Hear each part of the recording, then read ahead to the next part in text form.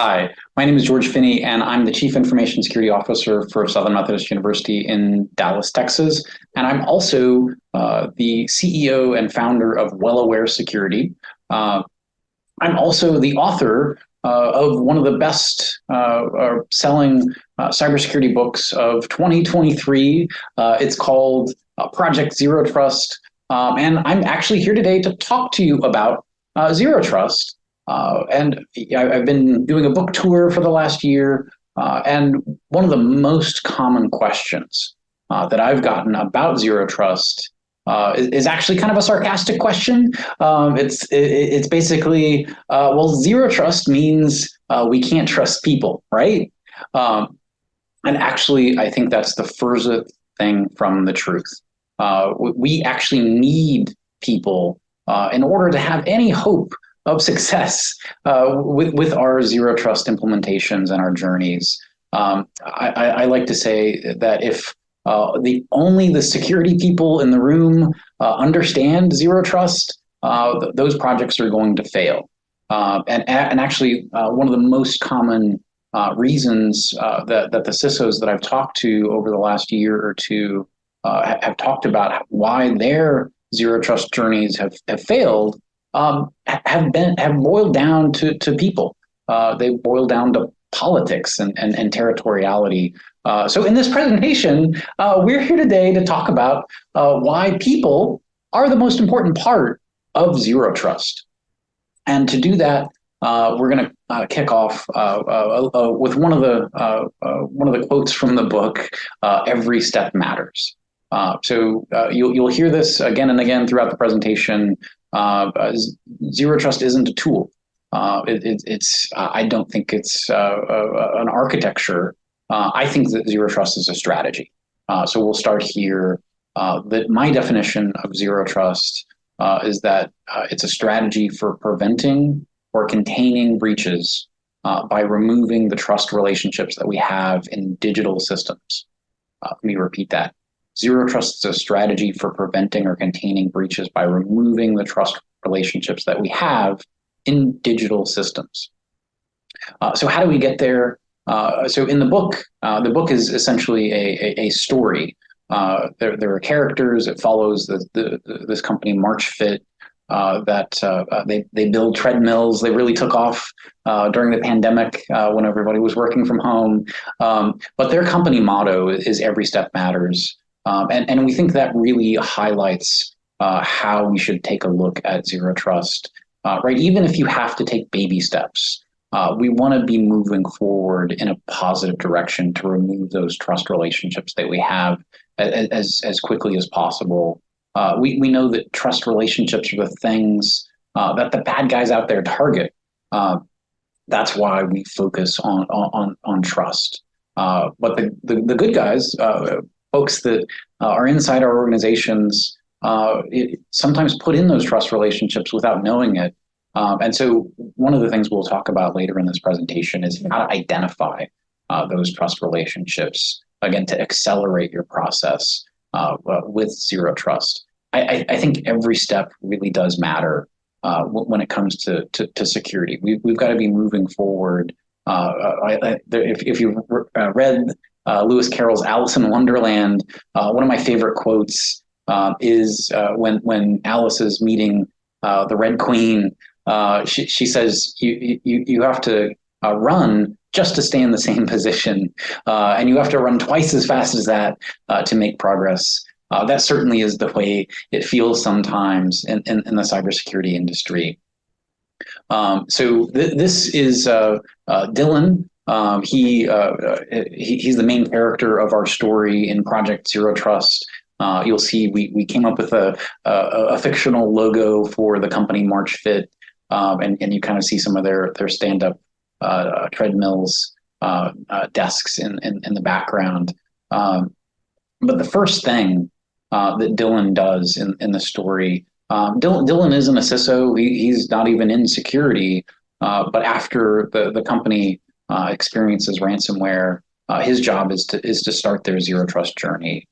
The first thing that he does, he brings together an interdisciplinary team of folks from throughout the information technology group at this company. So folks at the help desk, folks on the training team, folks on the network side, on application development side, project management. Everybody gets invited and has a seat at the table when it comes to this zero trust mission that we have. Just to reinforce that people are the most important part of zero trust, right? What we have in companies is really people, right? When you talk to CEOs, what CEOs will tell you is that people are their most important asset. And so, if in security, we like to say our unofficial motto for the industry is that, well, people are the weakest link, which is really out of alignment with the rest of the business. We like to align our security programs with the business, and it's got to start with the humans in the organization, with the people.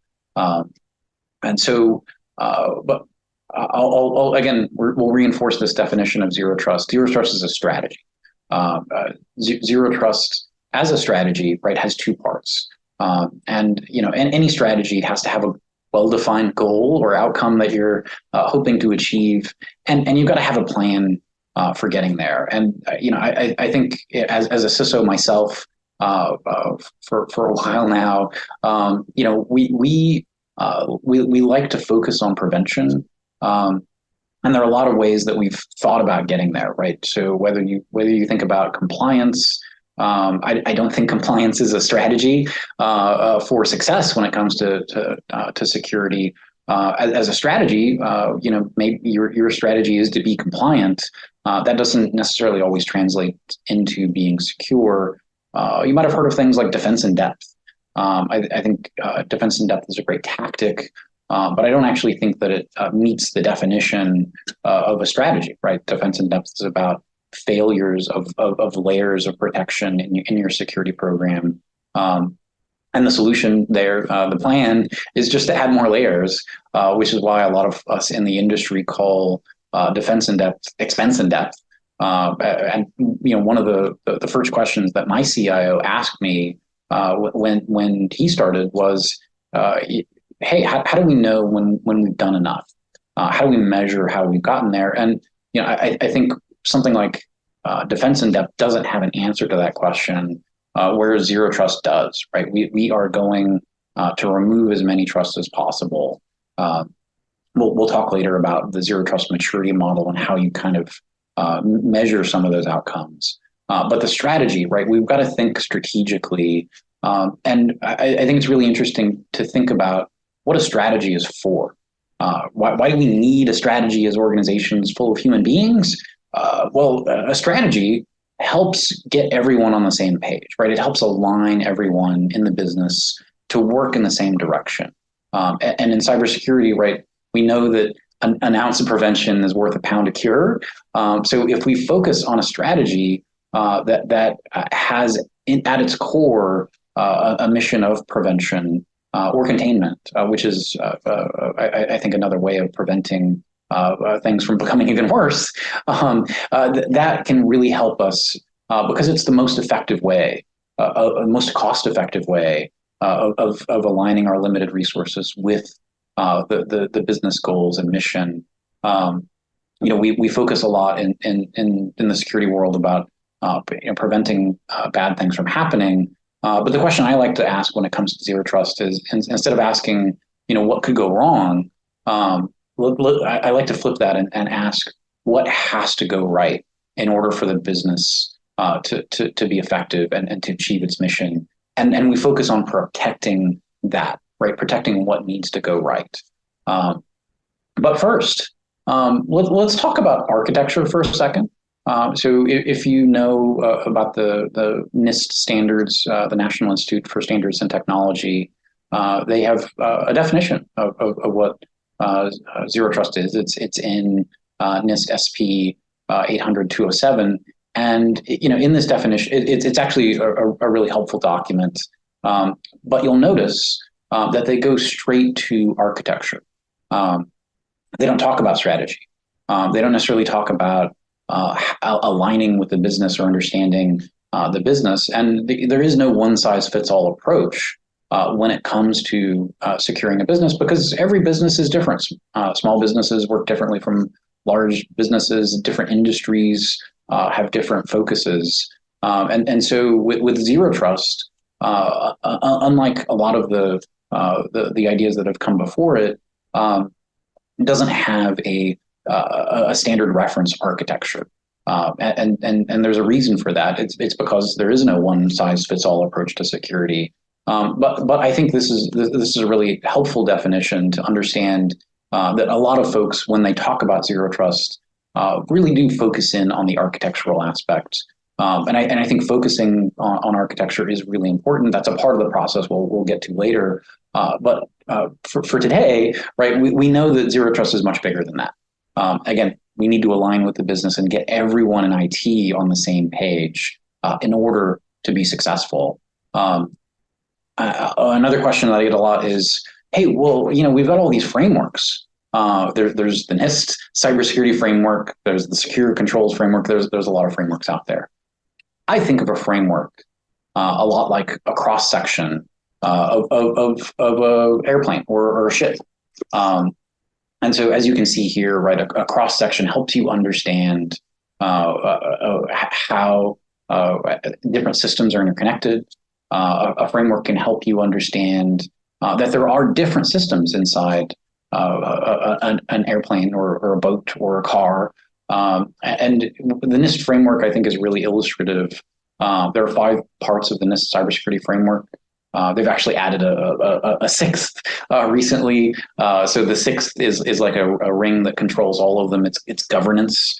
But you need to prepare. You need to prevent.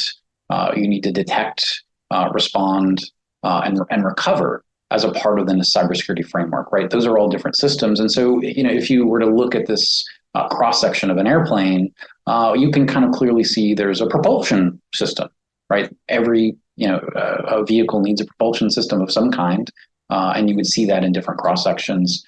Maybe you need a communications system, and you would see how that's laid out inside this particular cross-section. Maybe you need cargo or seating for some humans. Maybe you need navigation.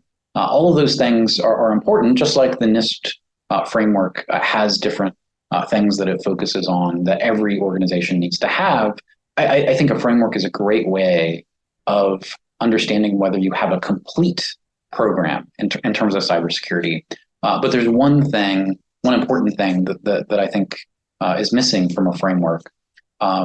And that's the people. Again, we're coming back to people. But how do you train the pilot of that vessel? Whether it's an airplane or a car or a boat or a train or a spaceship, the pilot of that goes through pretty rigorous training. And maybe there are different styles of flying or driving those different vehicles. That you might have the manufacturer, right? So thinking about how the humans on a steamship operate that steamship, how they work together to get that vehicle to move is really important. And that's really, I think, what zero trust is. That's how zero trust relates to these frameworks. It helps the humans work together to get that vehicle in motion and do it securely. Okay. So we've gone through the intro to zero trust, where zero trust was coined as a term back in 2010 by the lead cybersecurity analyst for Forrester Research. His name was John Kindervag, and he put forth this seminal paper to coin the term. The paper was called "No More Chewy Centers." And it was published in 2010. It's still available online. If you Google "No More Chewy Centers," I think it'll pop right up. You can download it for free. But in that paper, there were 4 specific design principles. And I love that the first design principle was aligning with the business, focusing on what's important to the business. So my day job is at a university, and when I started at the university 20 years ago, I didn't really know how a university made money. Obviously, they charge tuition, but there are all these other ways that a university operates and stays in business, whether it's the live event venues that a lot of universities support. Maybe it's conferences during the summer when the students aren't there. Maybe it's continuing education for different groups of folks. So understanding how a business ticks, how it makes money, what's important to that business is really the first step in this process. You got to know what your crown jewels are before you start protecting them. And once you know your crown jewels, you move to the next step, which is designing from the inside out, which was a huge departure from how cybersecurity had been approached in the past. So you might have heard of the term deperimeterization. So that was the idea that there's this castle wall around all our stuff, and if only we could keep the bad guys out, we build high enough walls. But really, cyber criminals, are like in Star Trek. They could just like teleport inside your organization through the same ways that maybe your employees get in, whether it's VPN or other ways to get in like that. So instead, Kindervag created this concept of designing from the inside out. I like to think of this as focusing on what's most important to the business, right? Focus on those crown jewels and think about protecting them from the inside out. The next step is determining who or what needs access. Another term that you are probably familiar with is least privilege. So only assigning rights to certain folks is incredibly important. And there are a lot of ways that you can do that, whether you're talking about a firewall, whether you're talking about identity, whether you're talking about permissions or data classification. All of those ways are incredibly important to being able to protect your data. And finally, the final design principle, again, in 2010, this was really revolutionary. It was logging and inspecting all traffic. This is one of the more challenging things I think in cybersecurity to do well. And also it's very expensive to store logs for a long period of time. But I think one of the most challenging questions that I can get as a chief security officer is how did this happen when I don't have those logs? I think having all of the data helps you not just correlate activity, it really kind of accelerates that process of identifying potentially malicious activity inside your network. We've all heard the stats that the average time to detect a bad guy getting in is something like 9 months to maybe over a year.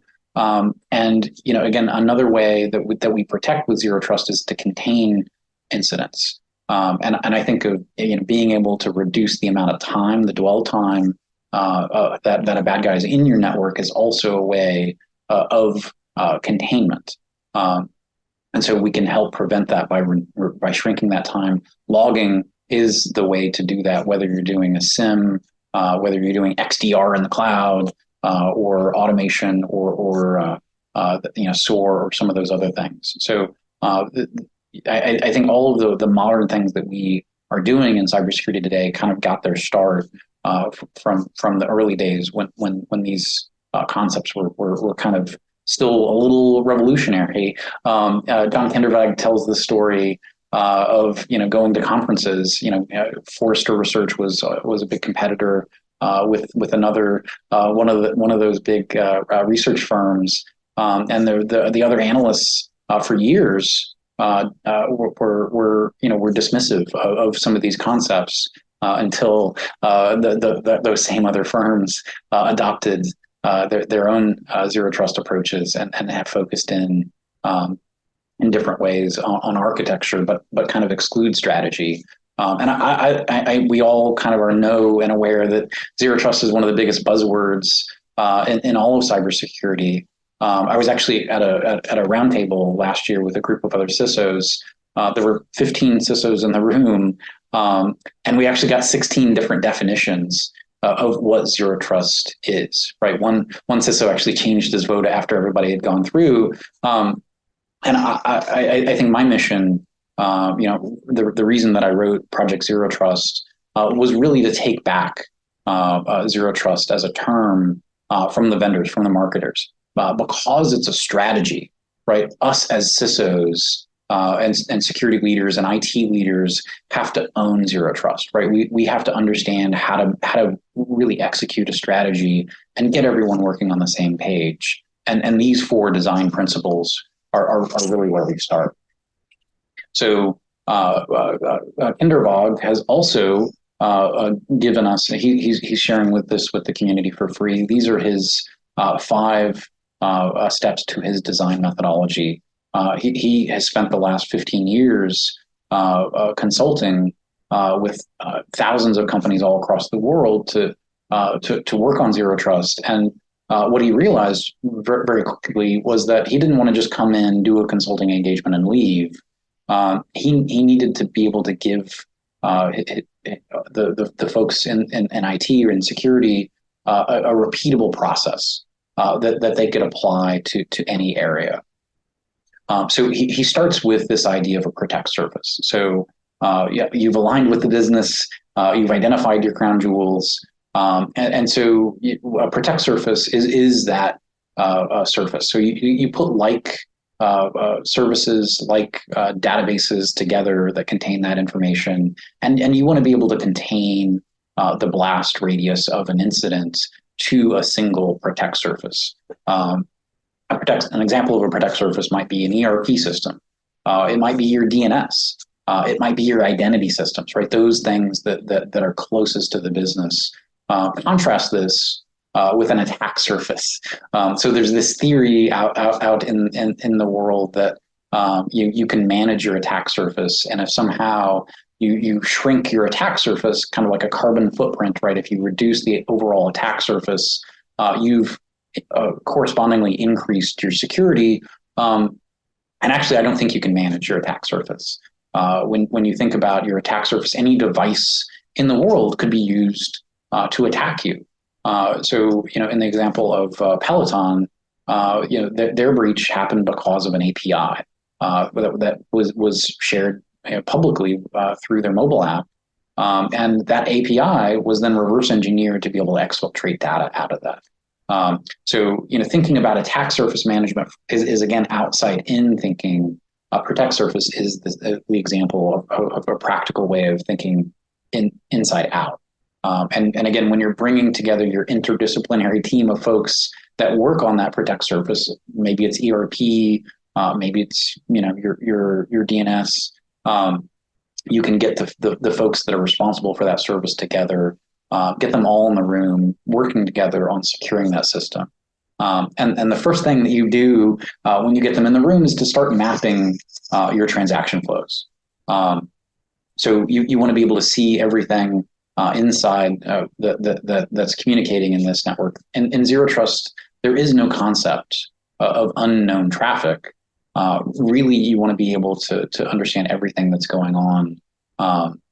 And you need to do that before you start architecting your environment. So before you start applying architecture, you really need to understand how that system is working. Zero trust policies, and I love this. There's a concept that Kindervog called the Kipling method, which is a shout out to Rudyard Kipling's poem from about 100 years ago, where he was the first to kind of coin this term: who, what, where, when, how, and why. With zero trust and the way we do security today, my background is networking and firewalls. So I think about a firewall when I think about policy. But today, your antivirus tool, your EDR tools have policy. Your identity systems have policy. Your developers might be pushing policy as code to containers. So starting with this interdisciplinary group, if you can have an abstracted conversation, a Kipling method policy conversation about who, what, where, when, how, and why, then each of those individuals can go back to their respective systems and configure policy in the same way, collectively, to make sure that all of our security protections are aligned with one another. I think that's incredibly important and powerful. And then finally, the last step is to monitor and maintain. Whether you've got an in-house security operations center or whether you've outsourced to an MSSP, this has to be a critical part of the feedback loop. So if your SOC is seeing alerts, instead of being in firefighting mode and just going from one problem to the next, zero trust is really about problem management.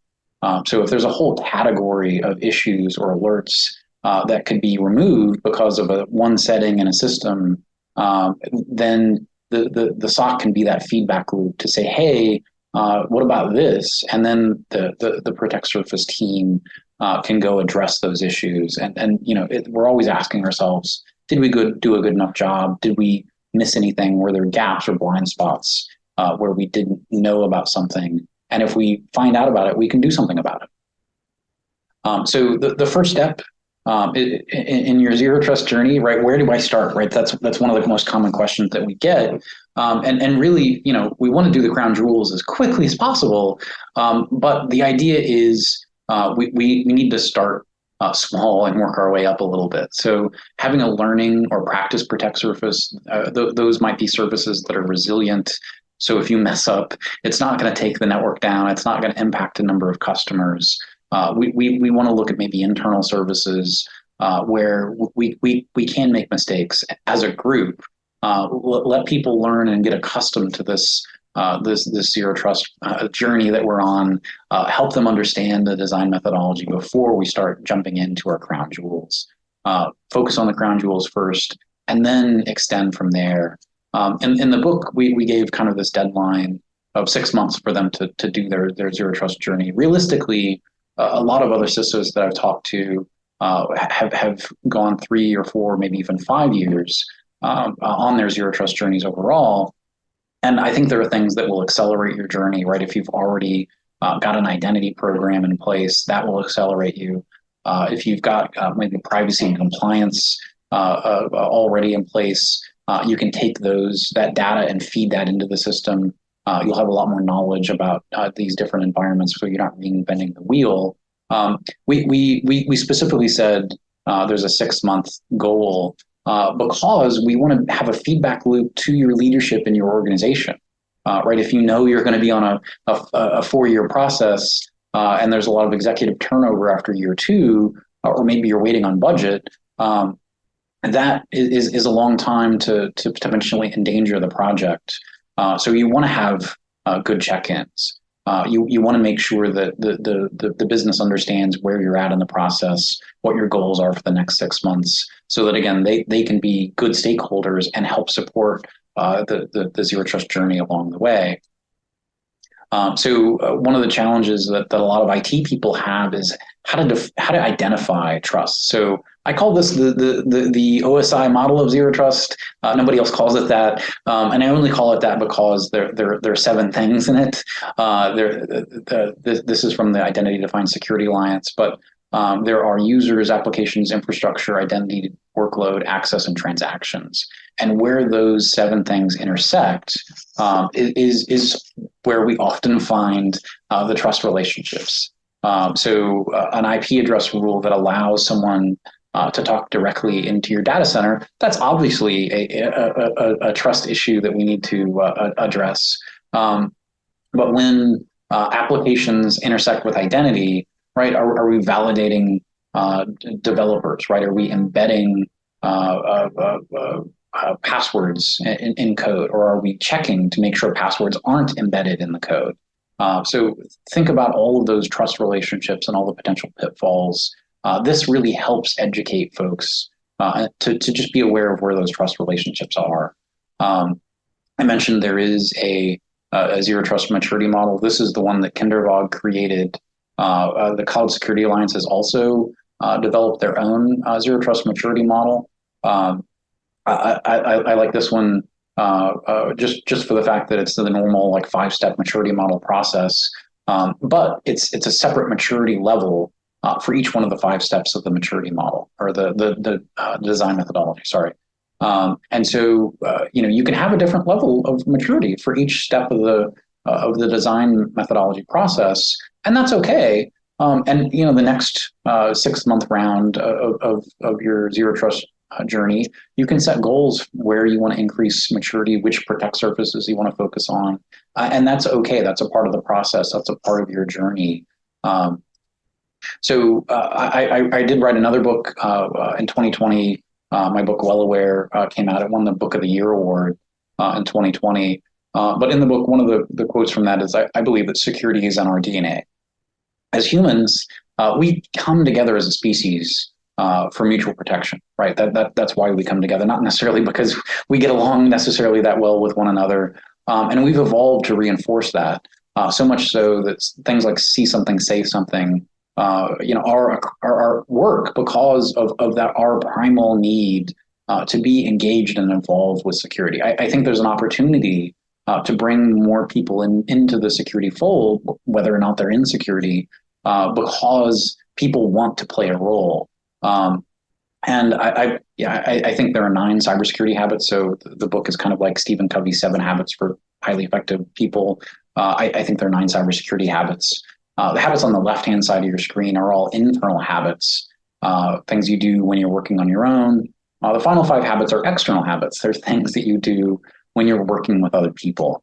I like to think of my role as a CISO as the chief cybersecurity coach. And if you've worked with a coach throughout your career, maybe it's an athletic coach, maybe it's a leadership coach, all the best ones help you identify your strengths.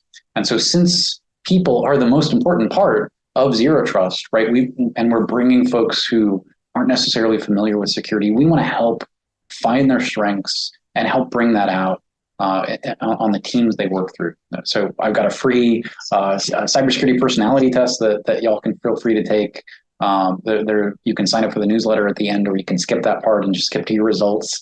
But these are the different personality types when it comes to cybersecurity. So I'm a cybersecurity explorer, which means I have vigilance as my biggest internal strength and diligence as my biggest external strength. But note also that I'm not great. I'm not perfect at everything.